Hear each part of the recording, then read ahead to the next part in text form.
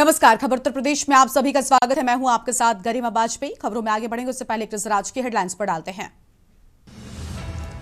अभिभाषण के बाद पेश होगा आर्थिक सर्वेक्षण। यूपी बना बॉटलनेक से ब्रेक थ्रू स्टेट। हर मुद्दे पर चर्चा को तैयार सरकार, संवाद से निकलेगा समाधान। यूपी विधानसभा बजट सत्र की आज से शुरुआत। विपक्ष ने एसआईआर और यूपी की कानून व्यवस्था को लेकर सरकार को घेरा।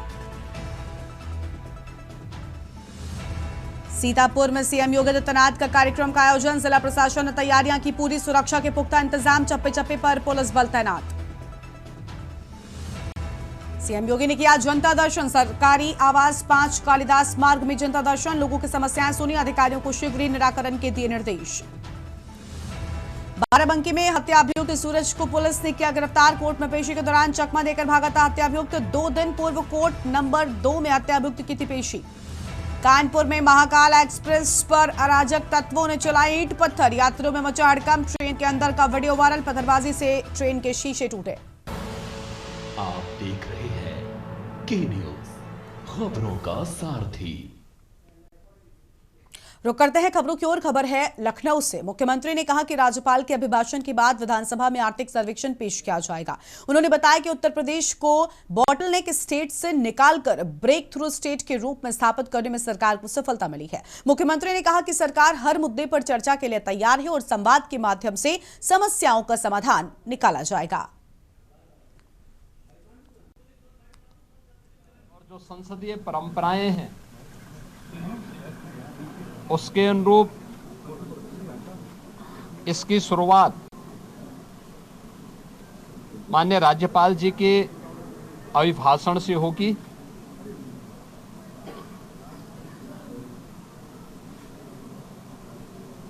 बजट सत्र में 2 महत्वपूर्ण एजेंडे होते हैं। एक माननीय राज्यपाल जी का अभिभाषण और दूसरा सामान्य बजट। माननीय राज्यपाल जी का अभिभाषण वह सरकार की उपलब्धियों और भारी कार्य योजना का सरकार का अपना एक दस्तावेज होता है, जिसे राज्यपाल जी के माध्यम से सदन के माध्यम से पूरे प्रदेश की जनता जनार्दन को समर्पित किया जाता है और यह सभी माननीय सदस्य फिर उस पर चर्चा करते हैं। ये सभी कार्रवाई को आज माननीय राज्यपाल जी के द्वारा अपना अभिभाषण संवेद सदन को संबोधन के माध्यम से यहां दिया जाएगा। दूसरा सामान्य बजट 11 फरवरी को वर्ष 26-27 का सामान्य बजट प्रस्तुत होगा और फिर इस पे चर्चा होगी। फिर अंत में अनुदान मांगों को पारित करने के साथ ही बजट सत्र जो आज 9 फरवरी से लेकर के 20 फरवरी तक चलेगा, यह बजट सत्र का एक कार्यक्रम हम लोग लेकर के आए हैं। आज माननीय राज्यपाल जी के भाषण के बाद जब अभिभाषण सदन के पटल पे रखा जाएगा, उसके तुरंत बाद उत्तर प्रदेश का आर्थिक सर्वेक्षण भी सदन में प्रस्तुत होगा। पिछड़ा वर्ग कल्याण मंत्री नरेंद्र कश्यप का बयान सामने आया है। विपक्ष हंगामा कर रहा, विचार नहीं। सरकार आज सदन में आर्थिक सर्वे पेश करेगी। मोहन भागवत का सावरकर को भारत रत्न देने का समर्थन। मंत्री कपिल देव का बयान, विपक्ष के पास कोई ठोस विचार नहीं। सदन में आर्थिक सर्वे पेश होने की तैयारी। हमारे साथ मौजूद हैं नरेंद्र कश्यप जी, इनसे बात करते हैं। सर, किस तरीके से देखते हैं कि आज जो है सदन की शुरुआत हुई है, लेकिन विपक्ष का हंगामा जो है वो लगातार है। आज योगी सरकार का 2026-27 के बजट पर आज से सदन का आहूत किया गया है। आज 11 बजे माननीय राज्यपाल महोदय का अभिभाषण और 12:30 बजे आर्थिक सर्वे की रिपोर्ट वित्त मंत्री के द्वारा पेश की जाएगी। इस साल का बजट प्रदेश के सर्वांगीण विकास के खाके को पूरा करने वाला होगा। बजट देश को विकसित राष्ट्र बनाने की भूमिका में अपनी महती भूमिका निभाना होगा। विपक्ष के लोगों से भी अपील करता हूं कि वो भी सरकार के इस बेहतरीन बजट के समर्थन में अपनी बात रखें और सरकार के सही मुद्दों पर साथ दें। एसआईआर को लेकर जो है विपक्ष लगातार हंगामा कर रहा है सदन के बाहर। अभी जो है बात की जाए तब भी जो है विधानसभा सत्र शुरू होने से पहले ही हंगामा शुरू कर दिया। एसआईआर के मुद्दे पर सरकार को घेरना बिल्कुल गलत है, औचित्यपूर्ण नहीं है। सब जानते हैं कि एसआईआर की कार्रवाई इलेक्शन कमीशन के द्वारा कंडक्ट की जाती है, फिर भी सरकार विपक्ष के हर सवाल का जवाब देने को तैयार है। विधानसभा विधान परिषद में आइए, आप सवाल करिए, हम जवाब देंगे। मोहन भागवत जी ने कहा है कि वीर सावरकर को भी जो है भारत रत्न देना। वीर सावरकर जी को भारत रत्न देने का मोहन भागवत जी का बयान का मैं समर्थन करता हूँ। निश्चित उनको भारत रत्न मिलना चाहिए। तो ये थे नरेंद्र कश्यप जिन्होंने साफ तौर पर बोला कि प्रदेश के अंदर जो बजट होगा वो जनता की खुशहाली के लिए होगा और विपक्ष जिस मुद्दे पर हंगामा कर रहा है विपक्ष को सदन में इस बात पर चर्चा करनी चाहिए। कैमरा आदित्य तिवारी के साथ रामनिज भट्ट, के न्यूज़, लखनऊ। मत्स्य मंत्री संजय निषाद का बयान सामने आया है। विपक्ष हंगामा कर रहा, कोई काम नहीं। मोहन भागवत का सावरकर को भारत रत्न देने का समर्थन। मत्स्य मंत्री संजय निषाद का बयान। विपक्ष ने सदन की शुरुआत में ही हंगामा किया। हमारे साथ मौजूद हैं संजय निषाद, जिनसे बात कर लेते हैं। सर, विपक्ष जो है हंगामा जो है पहले दिन से शुरू कर, विपक्ष का काम ही है मुद्दा उठाना, सरकार का काम है हम लोगों का जवाब देना। जो भी उसको न्यायोचित होगा उसका जवाब दिया जाएगा। सर, वहीं अगर बात की जाए कि एसआईआर को लेकर कह रहे हैं कि फॉर्म 7 का जो है दुरुपयोग किया जा रहा है। ये चुनाव आयोग का मामला है और उसको यहाँ टेबल पर बहस करना ठीक नहीं है। एक अंतिम सवाल है कि वीर सावरकर जी ने कहा है कि वीर सावरकर जी को जो है भारत रत्न देना चाहिए। मोहन भागवत जी कह रहे हैं। निश्चित रूप से जो देश के राष्ट्र के सुरक्षा के लिए और समाज के हित में काम किए उन्हें पुरस्कार मिलना चाहिए। धन्यवाद। तो ये थे जो है संजय निषाद, जिन्होंने साफ तौर पर बोला कि देश के हित के लिए जिन्होंने काम किया है उनको जो है उनका सम्मान होना चाहिए। भारत रत्न का जो है समर्थन जो है उन्होंने भी कहा है कि वीर सावरकर को भारत रत्न देना चाहिए। कैमरा आदित्य तिवारी के साथ रामनिज भट्ट, के न्यूज़, लखनऊ। और जेपीएस राठौर का भी विपक्ष को लेकर बड़ा बयान सामने आया है। उन्होंने कहा कि विपक्ष हंगामा कर रहा, उसके पास कोई विजन नहीं है। सदन में चर्चा के लिए विकास की सोच को जरूरी बताया है और सरकार आज सदन में आर्थिक सर्वे पेश करेगी। इस समय हमारे साथ मौजूद हैं जेपीएस राठौर, जिनसे बात करते हैं। सर, सदन का पहला दिन है और शुरुआत जो है हंगामे से कर रहा है विपक्ष, कैसे देखते हैं? विपक्ष का काम ही हंगामा करना। विपक्ष कभी जो है ये रचनात्मक विपक्ष की भूमिका नहीं निभा रहा है। ये दुर्भाग्य है हमारा। ऐसा विपक्ष हमको मिला है कि जिसने कोई अच्छा सुझाव नहीं दिया जिस पर हम काम कर सके। और सारे के सारे मुद्दों को हम उनकी बातों को सुनना चाहते हैं, उनकी रचनात्मक कोई सोच हो उसको लाना चाहते हैं, लेकिन वो उनको प्रदेश से कोई मतलब नहीं, यहाँ की जनता से कोई मतलब नहीं, उनको केवल राजनीति चमकाने से मतलब है। विपक्ष को समझना चाहिए कि विपक्ष में रह के किस प्रकार से राजनीति, हम भी विपक्ष में रहे लेकिन हमने सदैव रचनात्मक विपक्ष की भूमिका अदा की है। इस बार पहली बार ऐसा होगा कि जो है प्रति व्यक्ति आय की बात जो है की जाएगी सदन के अंदर, जो है प्रोग्रेस की बात की जा रही है। देखिए, पिछले समय में आप देख रहे थे कि प्रति व्यक्ति आय थी क्या? प्रति व्यक्ति आय इन लोगों के समय में 58,000 रुपये थी, आज वो 1,25,000 के करीब पहुंच गई है, दुगनी से भी ज़्यादा बढ़ गई है। तो ये इसलिए हम चर्चा कर रहे हैं, वो चर्चा के उनका मुंह दिखाने लायक ही नहीं था उस समय। धन्यवाद। एक मोहन भागवत जी ने कहा है कि सावरकर जी को जो है भारत रत्न देना चाहिए। किसको? मोहन भागवत जी ने कहा वीर सावरकर जी को भारत रत्न की बात। अब उन्होंने जो कह दिया वो तो सब अटल सत्य है, उसमें कोई वो नहीं, अच्छी बात है। धन्यवाद। तो ये थे जेपीएस राठौर जी ने साफ तौर पर बोला कि सदन के अंदर जो है विपक्ष ने अभी तक सिर्फ हंगामा किया है, कोई सही सलाह जो है विपक्ष ने सदन के अंदर नहीं दी है। कैमरा आदित्य तिवारी के साथ रामनिज भट्ट, के न्यूज़, लखनऊ। मंत्री कपिल देव का भी बयान सामने आया। कहा कि विपक्ष हंगामा कर रहा है, उसके पास कोई भी ठोस विचार नहीं है, विजन नहीं है। सरकार सदन में आर्थिक सर्वे पेश करेगी। सदन के पहले दिन ही जो है समाजवादी पार्टी ने हंगामा किया और इस पर हमारे साथ मौजूद हैं कि बैठे सर कपिल देव अग्रवाल जी। सर, कैसे देखते कि ये बजट सत्र की शुरुआत और विपक्ष का हंगामा? निश्चित रूप से राज्यपाल जी का अभिभाषण हम सबके लिए होगा, उनका आशीर्वाद मिलेगा। एक प्रदेश का सर्वांगीण विकास कैसे हो उसका खाका और रखने का काम करेंगी। और जहाँ तक बजट का विषय है तो मुझको लगता है पहले से भी अधिक राशि के साथ सर्वांगीण विकास के साथ सर्वांगीण योजना, चूंकि 5 वर्ष इस कार्यकाल के भी लगभग पूरे होने की हो रहे हैं, तो शेष काम है उन सब की चर्चा उसके अंदर होगी, ऐसा हमको भरोसा है। लेकिन वो विपक्ष कह रहा है कि 7 का जो है दुरुपयोग किया जाए। और संवैधानिक संस्था है, निर्वाचन आयोग अपना काम कर रही है, पर समाजवादी पार्टी को हर काम में आपत्ति करने का स्वभाव है, इसी नाते काम कर रहे हैं। तो ये थे कपिल देव अग्रवाल जिन्होंने साफ तौर पर बोला कि SIR का विरोध करना विपक्ष का सिर्फ एक काम बन गया है। तिवारी के साथ रामनिल भट्ट, के न्यूज़, लखनऊ। और अब सीधा आपको यूपी विधानसभा लेकर चलते हैं, जहां पर सत्र की कार्यवाही की शुरुआत हो चुकी है। सदन में जो आपके एजेंडे जो मदद दी है माननीय उसी में मंत्री लोग जब चाहे सरकार का पक्ष रख सकते, उसके ऊपर डिबेट नहीं होता माननीय, और इनको 6 दिन का मौका मिलेगा माननीय, उसमें 3-3 घंटे फालतू भी हैं। जितनी चाहे चर्चा करें, सब बात दिया जाएगा। ये केवल आपको जानकारी के लिए उपलब्ध करा दिया। मोरारी जी, आज चर्चा आपने जो बात की उसको मान ली मैंने, और ये सही नहीं है। मैंने मान लिया ना, उसको मान लिया, आपकी बात मान लिया, क्या भाषण की नकल है, ये भी सही नहीं है। ये पूरी एक आर्थिक ब्लूप्रिंट है। सब लोग खड़े होंगे तो नहीं पता चलेगा ना। ये चर्चा करें तो इनके सुविधा के लिए है। इसके ऊपर चर्चा कराएंगे, उठते हैं कल सुबह 11 बजे तक। बहुत बधाई।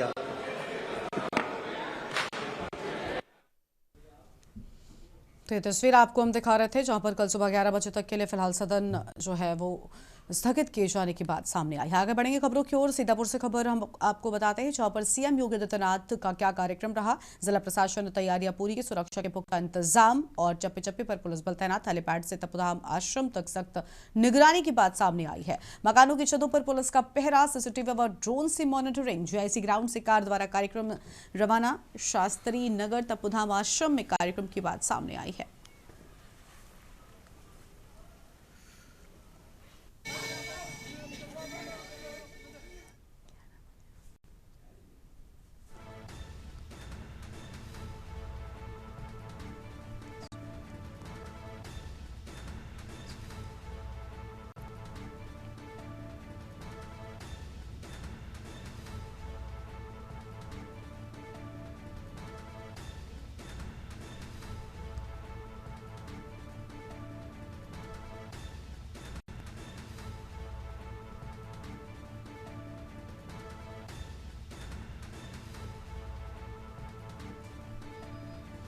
जीआईसी ग्राउंड से कार द्वारा कार्यक्रम स्थल रवाना। बड़ी जानकारी आपको हम बता रहे हैं।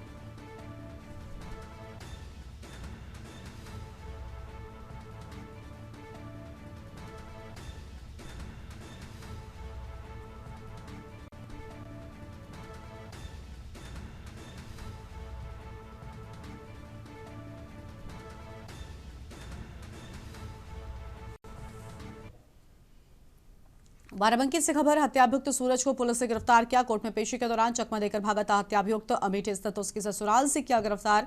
2 दिन पूर्व कोर्ट नंबर 2 में हत्याभियुक्त की थी पेशी। सजा के दिन चकमा देकर फरार हो गया था सूरज, और 10 वर्ष पूर्व अपने ही चाचा की हत्या की थी। पिता और चाचा के साथ किया गया था गिरफ्तार। जमानत पर था बाहर। पिता और चाचा जेल में निरुद्ध। सर्विलांस और लोकल इंटेलिजेंस की मदद से गिरफ्तारी। बड़ी जानकारी आपको हम बता रहे हैं।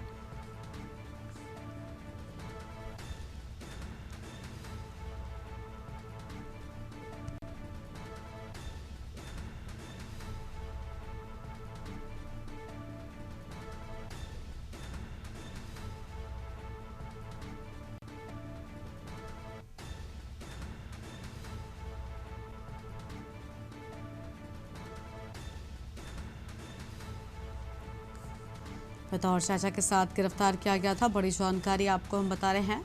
जमानत पर बाहर था। पिता और चाचा जेल में निरुद्ध है। हम जानकारी आपको हम बता रहे हैं। 10 वर्ष पूर्व अपने ही चाचा की हत्या की थी।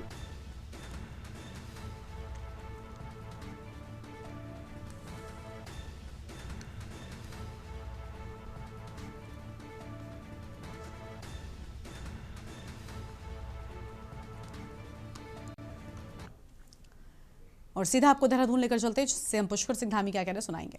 प्रांत अध्यक्ष विश्व हिंदू परिषद आदरणीय द्रविड़ देव जी, जिनका बहुत विस्तृत संबोधन हम सबके हुआ। हेमचंद बहुगुणा विश्वविद्यालय के पूर्व आचार्य डॉक्टर कमजी, उत्तरांचल उत्थान परिषद के संरक्षक आदरणीय प्रेम बड़ापुर, दून विश्वविद्यालय की कुलपति जी, और आज के कार्यक्रम के अध्यक्ष धर्मपुर विधानसभा के विधायक आदरणीय श्री विनोद चमोली जी, और इस कार्यक्रम में उपस्थित डॉक्टर शैलेंद्र जी, अन्य प्रांत प्रचारक जी, सह प्रांत प्रचारक श्री चंद्रशेखर जी, आदरणीय जगदीश जी, क्षेत्र प्रचारक प्रमुख विभाग प्रचारक धनंजय जी, शिवेन जी, नीरज जी, मदन सिंह चौहान जी, माननीय विधायक ब्रजभूषण गैरोला जी, माननीय मुन्ना सिंह चौहान जी, पूर्व विधायक आदरणीय लाखीराम जोशी जी, विनोद उनियाल जी, मधु चौहान जी, प्रेमचंद शर्मा जी, पद्मश्री कल्याण रावत जी, अनिल जी, एवं यहाँ पर उपस्थित हमारे सभी महानुभावों, जिनका बहुत जैसा अभी सुरेखा जी बता रही थी कि एक लंबा विस्तृत सबका एक अनेक क्षेत्रों में जिनकी विशेषज्ञता है, एक अनुभव है, वो सभी यहाँ पर आए हैं। शिक्षाविद हैं, समाज शिल्पी हैं, राष्ट्रनिष्ठ सेवावर्ती ऋषि तुल्य डॉक्टर नित्यानंद जी को मैं सबसे पहले भावपूर्ण श्रद्धांजलि अर्पित करता हूँ। भाइयों बहनों, हम सभी के लिए अत्यंत हर्ष का विषय है कि आज हमारे बीच प्रखर विचारक और अखिल भारतीय ग्राम विकास प्रमुख डॉक्टर दिनेश जी ने बहुत कम शब्दों में गागर में यहाँ पर सागर बनने का काम किया। उनका दीर्घ संगठनात्मक अनुभव है, ग्रामोदय के प्रति समर्पण है और राष्ट्र निर्माण की स्पष्ट दृष्टि से कम आ रहा है।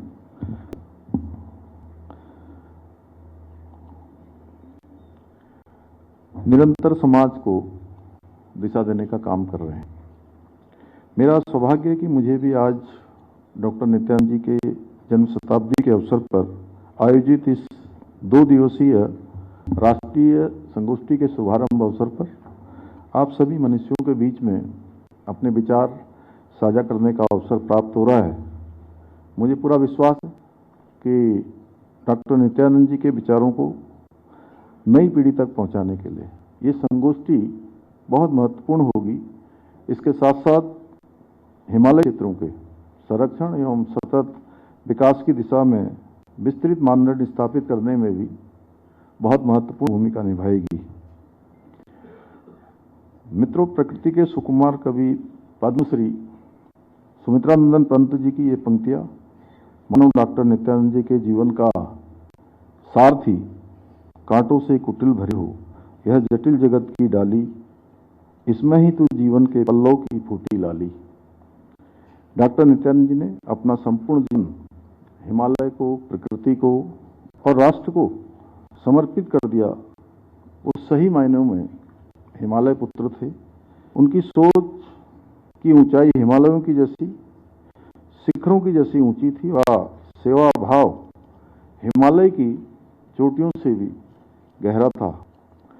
भले ही उनका जन्म आगरा में हुआ था, लेकिन उनकी आत्मा सदैव हिमालय में बसती थी। हिमालय को एक भौगोलिक संरचना नहीं, बल्कि भारत की आत्मा, साधना और सांस्कृतिक चेतना का जीवंत प्रतीक मानते थे। उनका विश्वास था कि हिमालय की रक्षा करना केवल पर्यावरण संरक्षण के लिए ही नहीं, बल्कि भारतीय सभ्यता, आध्यात्मिक परंपरा और राष्ट्र के भविष्य के लिए भी अत्यंत आवश्यक है। वे एक महान भूगोलवेता होने के साथ साथ भारतीय ऋषि परंपरा के आधुनिक प्रतिनिधि भी थे, जिन्होंने विज्ञान को आत्म से, शोध को लोक जीवन से और चिंतन को राष्ट्र से जोड़ने का कार्य किया। डॉक्टर नित्यानंद जी विश्व को एकात्म मानववाद का मंत्र देने वाले पंडित दीनदयाल उपाध्याय जी से प्रेरित होकर उन्होंने समाज के अनेक कार्यों को आगे बढ़ाने का काम किया। पृथक उत्तराखंड आंदोलन में भी उनकी भूमिका वैचारिक रूप से अत्यंत महत्वपूर्ण थी। जब उत्तराखंड का आंदोलन भटकने लगा तो उन्होंने उसे राष्ट्रवादी दृष्टि प्रदान कर राज्य निर्माण की मजबूत वैचारिक नींव रखी। उन्होंने हिमालय संरक्षण के साथ साथ गांवों के सशक्तिकरण, सांस्कृतिक मूल्यों और संवर्धन के लिए भी आजीवन कार्य किया। और उनका मानना था कि जो हमारे सीमांत हैं, जिनको आज वाइब्रेंट विलेज संज्ञा दी गई है, वो खाली नहीं होने चाहिए, जिससे कि डेमोग्राफी का कोई संकट उत्पन्न न हो। और ये उनकी बहुत चिंता थी। उस पर आज हम लोग काम भी कर रहे हैं, लगातार हमारा उस पर ध्यान भी है। उन्होंने हिमालय के संरक्षण के साथ साथ सभी जो समाज जीवन से जुड़े हुए विषय थे, जो आगे आने वाली चुनौतियां, उन सभी पर बहुत पहले ही चिंता व्यक्त की थी। वे अपनी नौकरी से मिलने वाली जो तनख्वाह थी, उससे भी प्रतिवर्ष लगभग 40 विद्यार्थियों को छात्रवृत्ति प्रदान करते थे। जैसा अभी प्रेम बड़ाकुटी जी ने कुछ बहुत सारे विषय रखे, लेकिन मुझे लगता है कम समय होने के कारण से उन्हें गागर में सागर भरने का काम किया। और सभी वक्ताओं ने बहुत विस्तार से बताया कि 1975 में उनको आंशिक पक्षाघात से ग्रस्त होने के बाद भी उन्होंने पहाड़ों में रहकर कार्य को निरंतर जारी रखा। आज राष्ट्रीय स्तर पर जिस वैज्ञानिक दृष्टि से आपदा जोखिम न्यूनीकरण की बात हो रही है, डॉक्टर नित्यानंद जी उसे उन्होंने बहुत पहले ही दशकों पहले समझ लिया था। 1991 में उत्तरकाशी हो, 99 में चमोली में आए विनाशकारी भूकंप के साथ साथ 2013 की केदार घाटी की भयंकर आपदा, इसने पूरे हिमालय क्षेत्र को झकझोर दिया। और इस वर्ष तो हम सभी ने देखा कि 5 अगस्त 2025 धराली से शुरू होकर आपदा पूरे राज्य के अंदर कोई स्थान ऐसा नहीं था। अगर हम कहें धराली में आई, धराली के बाद थराली में आई, उसी जनपद में चेपड़ो, कुंतरी, उरमा, रुद्रप्रयाग के छेनागाड़, या जनपद की बात करें तो भरसार के आसपास का क्षेत्र, सैंजी गांव, सूरत सीमांत क्षेत्र, बागेश्वर का पौसारी गांव या देहरादून के आसपास कोई स्थान आपदा से अछूता नहीं रहा।